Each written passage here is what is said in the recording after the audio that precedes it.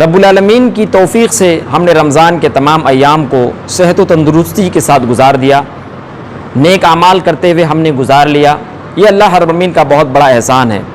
اب رمضان کے اگلے جو ایام آ رہے ہیں، ان ایام میں بھی رمضان کے ایام کی طرح ہمیں گزارنے والا انسان بننا پڑے گا، تبھی جا کر کے ہم کامیاب ہوں گے، ہم کامران ہوں گے، ورنہ ہم خسارے میں ہوں گے، ہم نقصان میں ہوں گے۔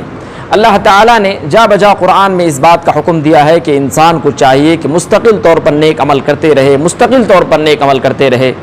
اور ہم خطبہ مسنونہ میں بار بار اس بات کو پڑھتے ہیں، اللہ تعالیٰ کے اس فرمان کو پڑھتے ہیں، یا ایھا الذین آمنوا اتقوا اللہ حق تقاتہ ولا تموتن الا وانتم مسلمون۔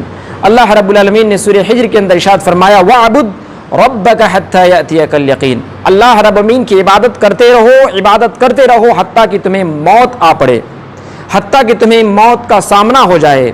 اللہ رب العالمین جب تک ہمیں موت نہ دے دے تب تک ہم زندگی میں اللہ رب العالمین کی عبادت کرتے رہیں۔ اللہ تعالیٰ نے ہمیں اس بات کا حکم دیا ہے۔